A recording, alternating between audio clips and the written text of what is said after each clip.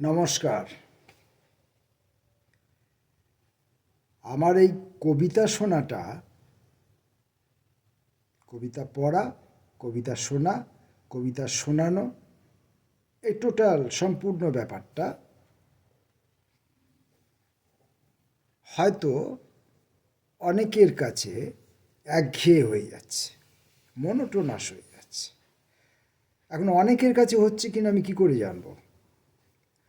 তার প্রথম কারণ হচ্ছে আমার নিজের মাঝে মাঝে মনে হচ্ছে আমি কোনো জিনিসই, কোনো কাজই দীর্ঘদিন করতে পারি না, কোনো কাজই আমি সুচারুভাবে করতে পারি না, কোনো কাজই প্রচার করার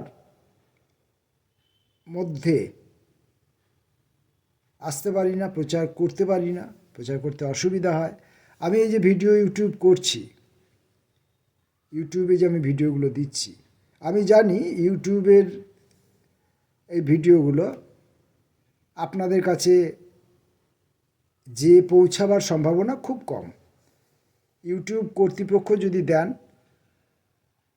তাহলে হয়তো আপনাদের কাছে যেতে পারে। আর আপনারা যদি নিজেরা সাবস্ক্রাইব করেন এবং বেল বাজান, ঘন্টি বাজানো যাকে বলে, সেটা যদি করেন তাহলে আপনাদের কাছে ইনফরমেশনগুলো যাবে। কিন্তু স্বাভাবিকভাবে আপনাদের কাছে যাবে না। যেভাবে ফেসবুকের পোস্ট আমার বন্ধু যারা, তাদের সকলের কাছে যেতে পারে, অতিরিক্ত জনদের কাছেও যেতে পারে, সেভাবে কিন্তু যাবে না। জানা সত্ত্বেও আমি অন্য অনেকের মতো ইউটিউব পোস্টটা ফেসবুকে পোস্ট করি না।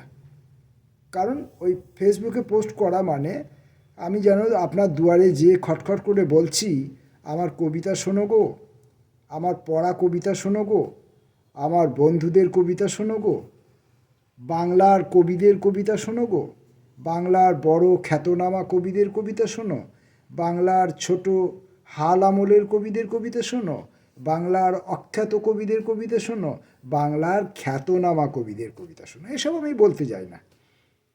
ওই ফেসবুকে দিলেই যেন মনে হবে ওইটা আমি বলছি। হয়তো ওখানে আমার কিছু লেখা থাকবে না, আমি কোনো ক্যাপশন দেব না, কিন্তু তাহলেও আমার মনে কোথাও যেন এমনটা হবে। এইসব বিবিধ রকমের অসুখে আমি খুব অসুস্থ। অসুস্থ হওয়ার কারণে আমার কাছাকাছি লোকজন ক্রমশ আমাকে ছেড়ে চলে যাচ্ছেন। আমি একা হয়ে পড়ছি। আর যত আমি একা হয়ে পড়ছি, আমিও সেই একাকিত্ব থেকে নিজেকে মুক্ত করার জন্য অনেক বিবিধ রকমের ব্যবস্থা নিচ্ছি। কখনোই আমি একা হতে চাই না, কিন্তু তা বলে আমি এটাও করতে চাইবো না যে ইউটিউবে যে কবিতাগুলো আমি দিচ্ছি সেই কবিতাগুলো, সেই ইউটিউবের লিঙ্কটা ফেসবুকে দিয়ে আপনাদের দুয়ারে খটখটাবো। হ্যাঁ, কখনো কখনো হয়তোবা আপনারা বলতে পারেন, এই তো এইটা আপনি করেছেন, এই তো এইটা আপনি দিয়েছেন। হ্যাঁ, সেরকম একটি দুটি ঘটনা ঘটতে পারে। সেটার পেছনে নিশ্চয়ই কোনো যুক্তিসঙ্গত কারণ আছে, যেটা আপনারা আমাকে নমুনা দেখাবেন যে এইটা আপনি পোস্ট করেছেন, আমি তার উত্তরটা দিতে পারবো। কিন্তু সাধারণভাবে মানে 100টার মধ্যে আমি 99টা দিই না, দেব না, আপনাদেরকে বিরক্ত করব না। ইউটিউবে আমি আমার কবিতা পাঠের ভিডিও করে রাখছি। আমি নিজে দ্বিতীয়বার, তৃতীয়বার, চতুর্থবার শুনতে পারবো, কারণ অনেক সময় এই মেটেরিয়ালগুলো আমার কাছে আর থাকবে না। যে সূত্র থেকে আমি এই কবিতাগুলো পাচ্ছি সেই সব মেটেরিয়ালগুলো আমার কাছে থাকবে না। এমনকি এইসব পত্রিকা, এইসব বই আমার ঘরের মধ্যেই কোথাও হারিয়ে যেতে পারে, বা এত বড় একটা পৃথিবীর মধ্যে হারিয়ে যেতে পারে। হারিয়ে গেলে পরে সেই কবিতাগুলো আর আমি দ্বিতীয়বার পড়তে পারবো না। যেমন কিছুদিন আগে অতি সম্প্রতিকালে যেটা হয়েছিল, আমি সমর্থনের কবিতার বই খুঁজে পেলাম না।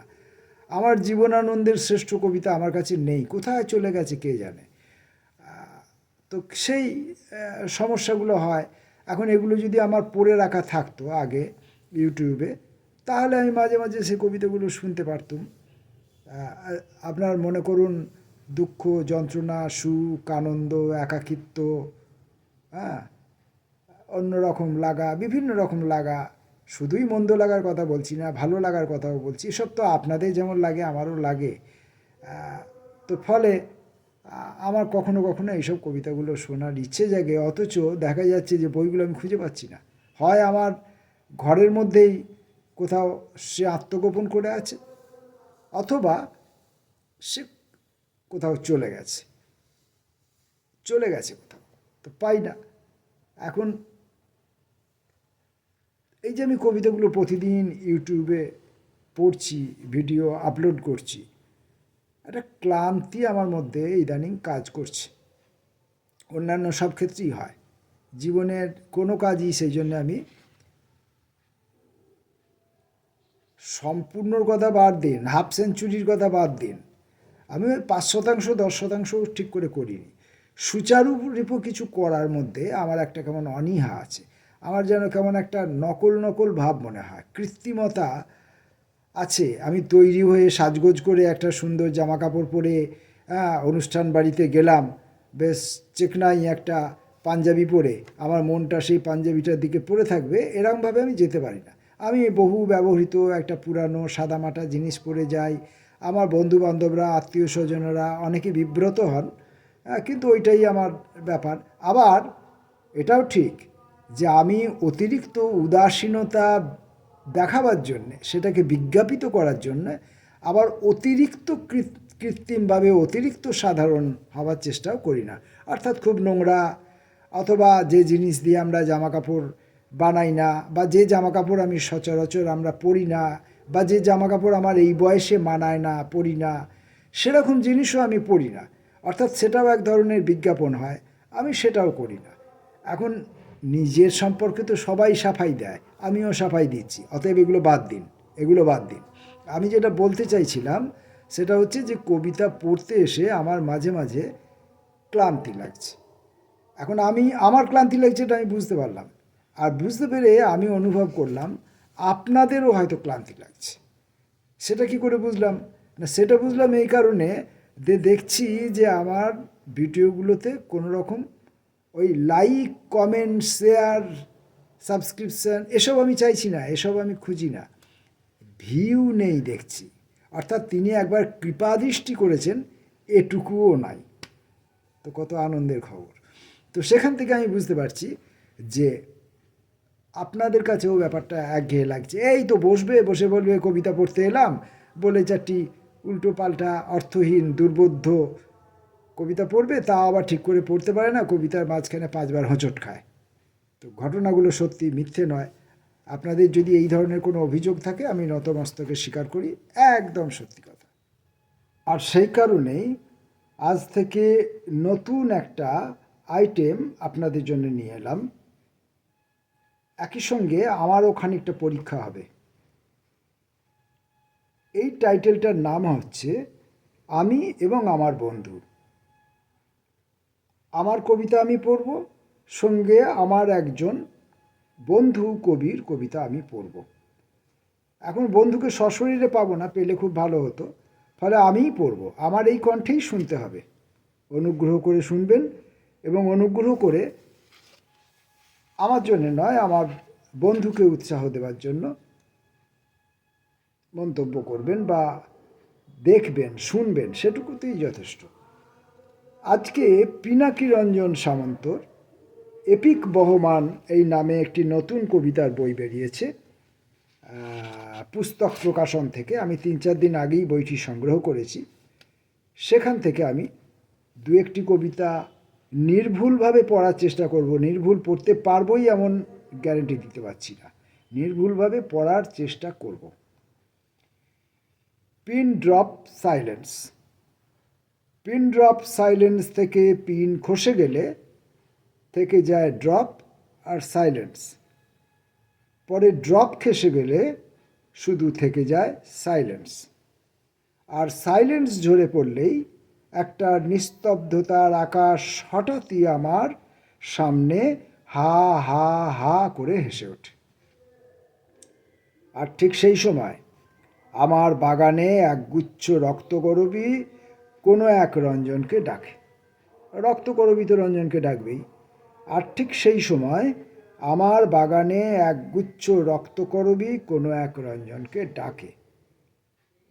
সেই কি তবে বসন্ত রঞ্জন, জানি না। আমি কিন্তু সেই সময় রবীন্দ্রনাথের শেষের কবিতা হাতে তুলে নিই।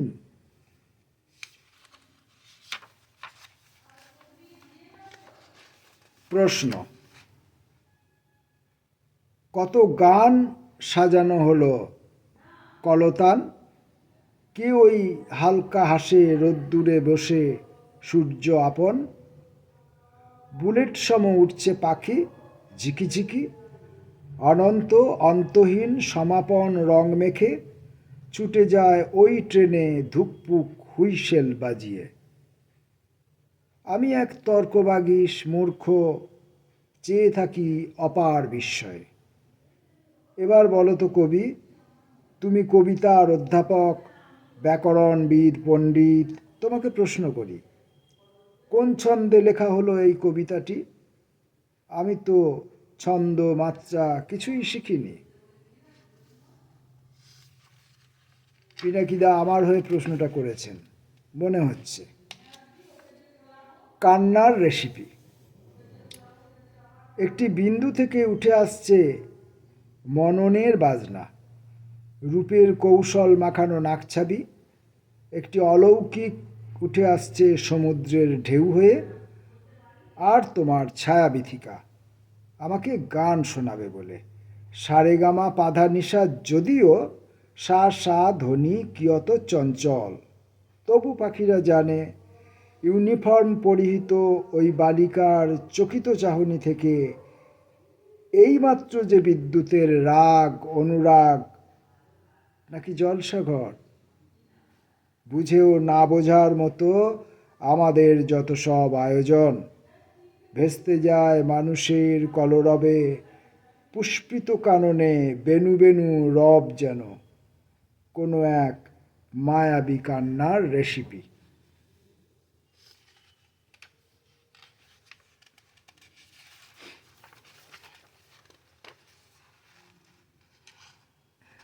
আর পিনাকিদার আরেকটি কবিতা পড়ব, এই পর্যায়টাকে ছোট ছোট করে রাখার চেষ্টা করব। জীবন হয়তোবা আমার বিপরীতে দিনময় অন্ধকার খেলা করে, হয়তোবা পাখিরা ক্লান্ত হলেও বসে না গাছের ডালে ডালে, হয়তোবা কবিতার পাতা দীর্ণ মায়াজালে পড়ে থাকে হৃদয়ের কোনো এক গভীর উন্মাদনায়।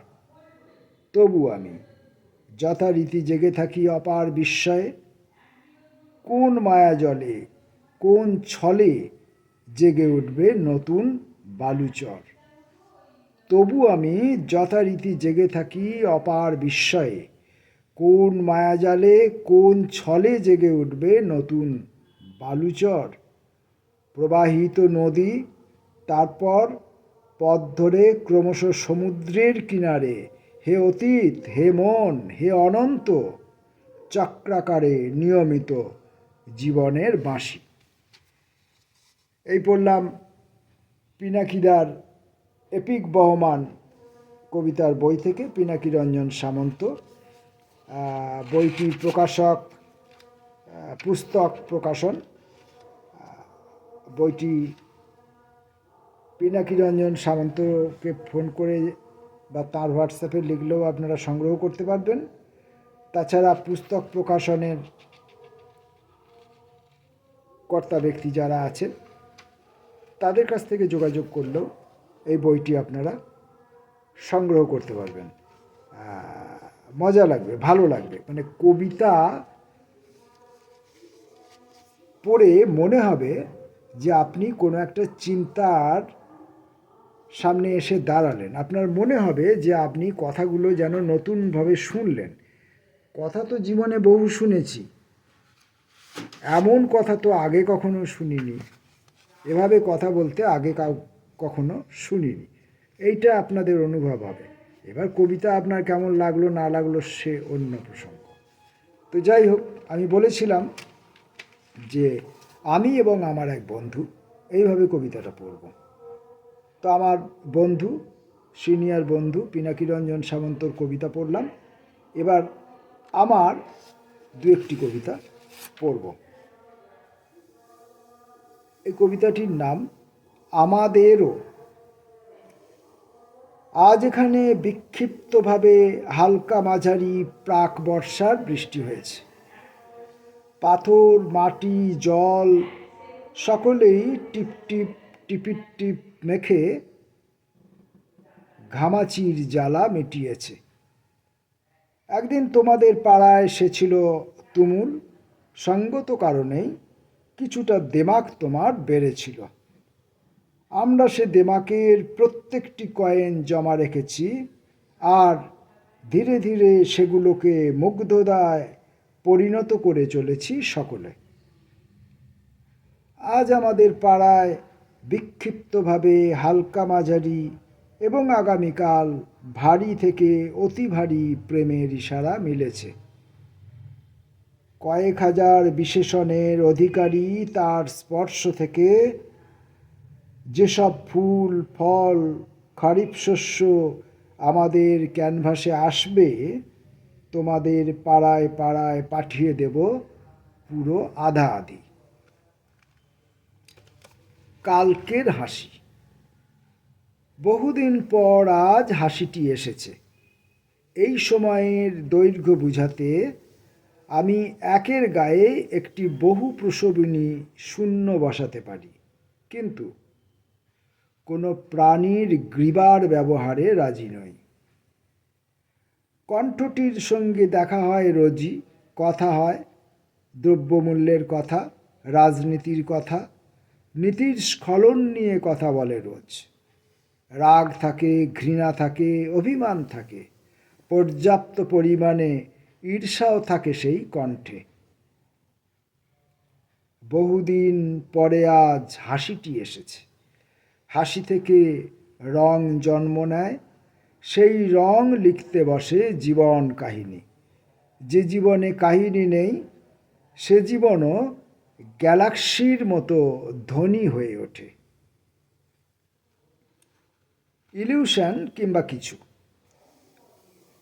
কেউ কি আসছে? হয়তো কেউ আসছে। কার পায়ের শব্দের গোলাপ পাপড়িতে বাতাস যেন রহস্যময় হয়ে উঠছে। কে কাকে ডেকেছিল?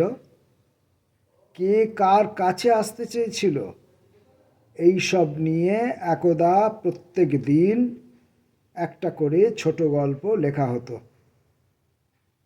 সে গল্প কে লিখত, কে পড়ত, কার গায়ে জেগে উঠত পদ্ম কাটা, ইতিহাস লেখকরা সেসব লেখেননি কিছুই। কেউ কি আসছে? শোনার জন্য কান খাড়া একজন আহাম্মকের। কেউ তো আসছে না, বরং কেউ যেন চলে যাচ্ছে। বাতাসের গায়ে তাই খুব জ্বর। ব্রহ্মাণ্ড ডুবিয়ে দেওয়া জলও শুষ্কতায় কাঠ। আর একটি কবিতা পড়ব মাত্র। দহন। কোটি কেলভিনের আয়োজন করেছে হাইড্রোজেন ও হিলিয়াম ইউনিভার্সের মহল্লা জুড়ে। আগুন স্বয়ং সেখানে সাহাকে সঙ্গে নিয়ে কিভাবে পুড়তে হয় তাই শিখতে গেছে। আমার সেখানে আমন্ত্রণ না থাকলেও তুমি নিজেই সেখানে গেছো যজ্ঞকুণ্ডগুলোকে দাহ্য করে তোলার দায়িত্ব নিয়ে। 10-20টা গ্যালাক্সি যেন তুমি এক এক বেলায় ঘুরে নিচ্ছ পায়ে পায়ে হেঁটে। কেলভিন সংসারের সেই তাপকে বরাভয় দিচ্ছ শান্তি জল দিয়ে। এদিকে এই পৃথিবীতে এক ভাঙা মাটির ঘরে জ্বরের আগুনে পুড়ছি আমি। এই আমি এবং আমার এক বন্ধুর কবিতা পড়লাম। জীবনে একঘেয়েমি তো সব কিছুতেই আছে। গোটা জীবনটাই তো একঘেয়েমি। পৃথিবীর সব কিছুই একঘেয়েমি, সবই পুনরাবৃত্তি।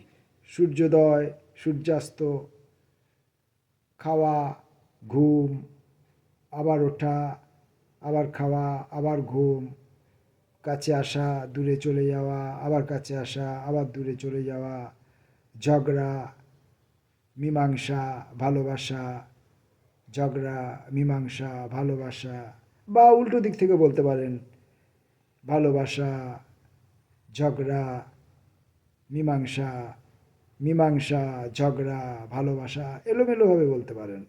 থোর বড়ি খাড়া, খাড়া বড়ি থোর, বড়ি থোর খাড়া, বড়ি খাড়া থোর, যেভাবে ইচ্ছে বলতো, সবই কিন্তু রিপিটেশন, কিচ্ছু করার নেই।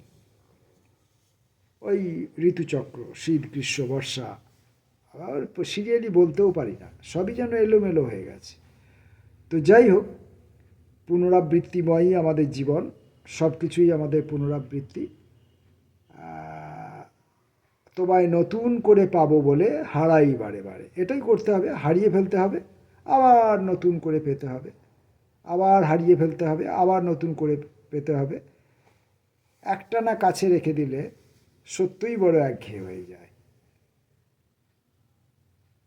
আর কিছু বলছি না। নমস্কার।